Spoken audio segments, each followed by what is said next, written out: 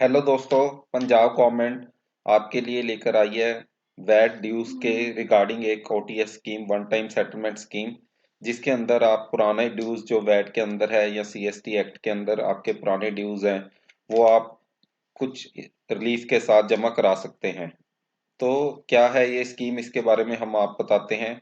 इसकी नोटिफिकेशन 17 दिसंबर 2021 को पंजाब गवर्नमेंट ने कर दी है और ये इस स्कीम को हम बोलेंगे Punjab one time settlement of outstanding due second scheme 2021।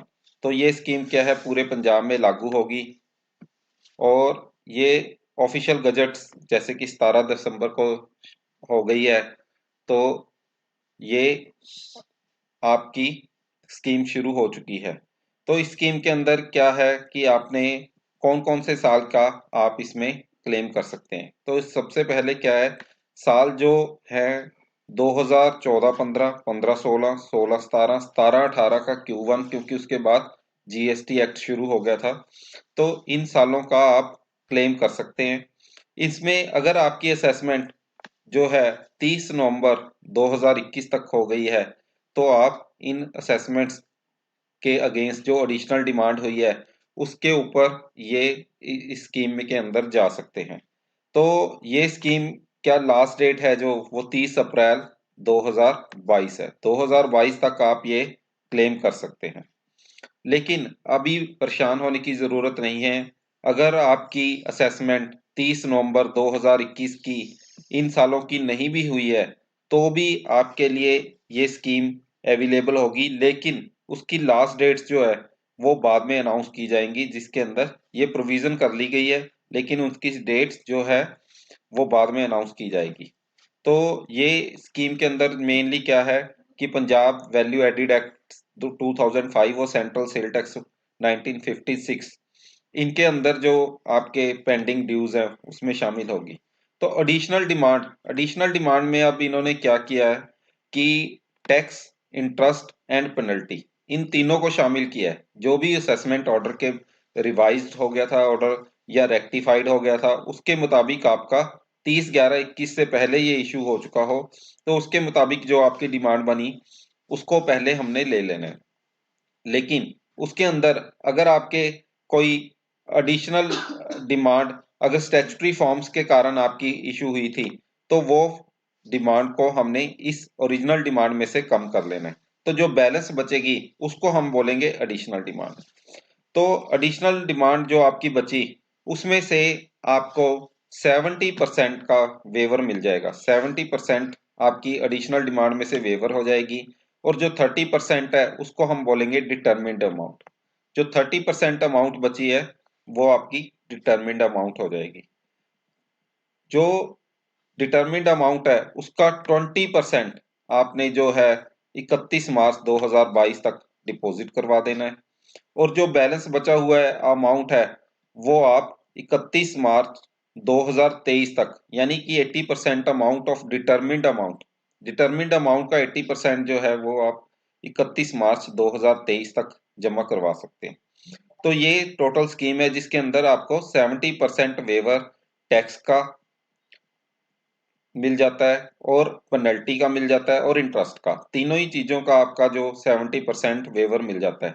और ये स्कीम जो है आप अवेल करने के लिए फॉर्म OTS 1 भरेंगे और अपने जो कंसर्न्ड ऑफिस है उसमें जमा करवा देंगे, या इसके लिए ऑनलाइन भी एप्लीकेशन अगर बनाया गया तो ऑनलाइन भी भर सकते हैं। तो इसमें क्या है, अगर आप OTS 1 फॉर्म भर देंगे तो OTS 2 के ऊपर आपको एक्नॉलेजमेंट मिल जाएगी और OTS 3 के ऊपर आपको प्रोविजनल ऑर्डर इशू करके दिया जाएगा। अगर कोई आपकी डेफिशिएंसी है उसके अंदर एप्लीकेशन के अंदर तो आपको OTS 4 के अंदर ये डेफिशिएंसी इशू कर दी जाएगी और आपको कहा जाएगा कि ये डेफिशिएंसी दूर करो। अगर आप डेफिशिएंसी दूर नहीं करते तो आपको जो OTS 1 के साथ आपने अमाउंट भरी हुई थी तो वो अमाउंट आपकी जो पहले वाली डिमांड्स हैं उसके अंदर एडजस्ट कर दी जाएगी। तो इसमें क्या है, जब आप बैलेंस अमाउंट अपनी 80% 31 मार्च 2023 को भर देंगे तो आपको OTS 5 के अंदर आपको सेटलमेंट एक सेटलमेंट ऑर्डर मिल जाएगा जो OTS 5 के अंदर मिलेगा। इसके अंदर टर्म्स एंड कंडीशंस क्या हैं कि ये आप स्कीम तब भी अवेल कर सकते हैं अगर आपकी कोई अपील कहीं पेंडिंग हो या ना पेंडिंग हो, यानी कि दोनों ही केसेस में आप अपील पेंडिंग हो तब भी कर सकते हैं और नहीं पेंडिंग तब भी कर सकते हैं, ठीक है। लेकिन क्या है कि अगर आपने ये स्कीम अवेल कर ली और आपको सेटलमेंट ऑर्डर इशू हो गया तो एक 7 दिन के अंदर अंदर जब आपको सेटलमेंट ऑर्डर इशू हो जाएगा तो आपको 7 दिन के अंदर अंदर जो भी अपनी अपील्स चल रही हैं कहीं पे भी वो आपको अपनी विड्रा करनी है, ठीक है जी। तो ये आपको स्कीम के अंदर अगर आपने ये विड्रा ना की, अपील्स विड्रा ना की, तो आपका सेटलमेंट ऑर्डर कैंसिल माना जाएगा। तो ओटीएस 1 के अंदर आपने अप्लाई कर देना है और ओटीएस 1 के अंदर अगर सेटलमेंट इशू हो जाती है तो उसके अगेंस्ट कोई अपील इशू नहीं हो सकती। अगर सेटलमेंट ऑर्डर एक बार इस स्कीम के अंदर आपने अवेल कर लिया तो कोई भी इसके अंदर अपील आप नहीं कर सकते।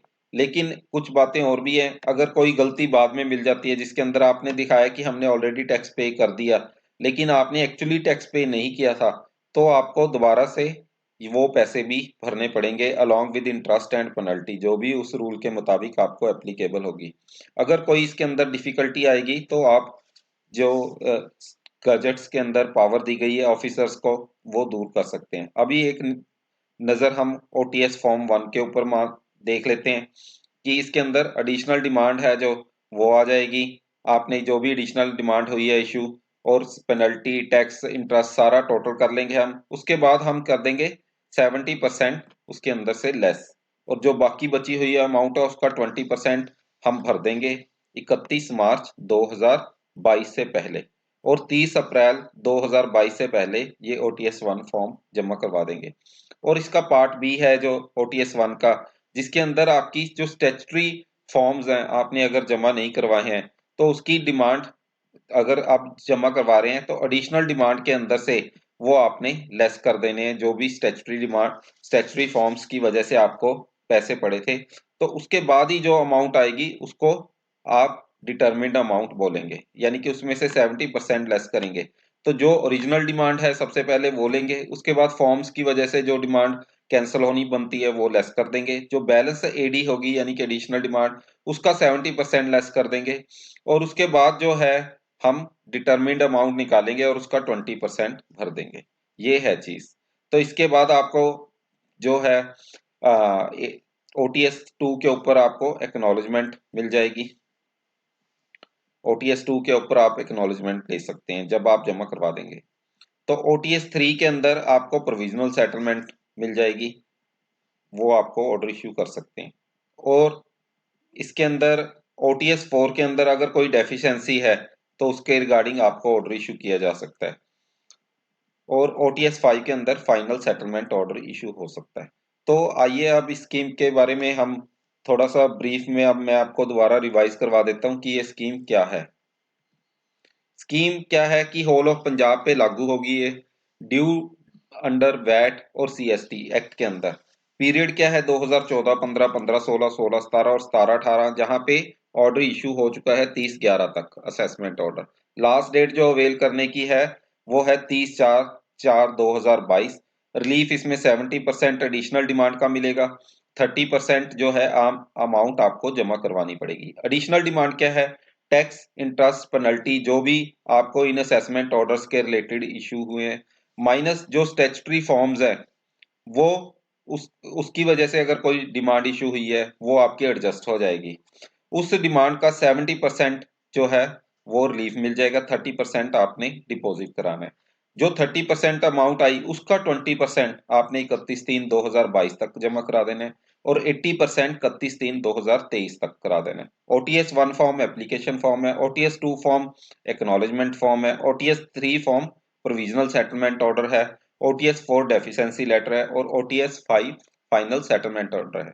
मेरे मुताबिक ये जो स्कीम इशू की है गवर्नमेंट ने बहुत ही अच्छी स्कीम है। अगर आपका 70% वेवर हो जाता है तो सिर्फ 30% ही बचता है और वो भी आप 1 साल 4 महीने तो अभी भी पड़े हैं 20% जमा करवाने के लिए और 80% आप 1 साल के बाद जमा करवाएंगे तो ये स्कीम बहुत ही अच्छी है और हर व्यक्ति को ये अवेल करनी चाहिए। अगर इस स्कीम के रिगार्डिंग आपका कोई क्वेश्चन है या क्वेरी है, या आप इस स्कीम के बारे में या वीडियो के बारे में कोई कमेंट करना चाहते हैं, तो कमेंट में आप वो कमेंट दे सकते हैं। और अगर आपको कोई और डिटेल जाननी है तो डिस्क्रिप्शन में लिंक दिया हुआ है, वहां पर जाकर स्कीम के बारे में पूरी डिटेल प्राप्त कर सकते हैं। थैंक यू फ्रेंड्स, सब्सक्राइब और लाइक करना ना भूलिए।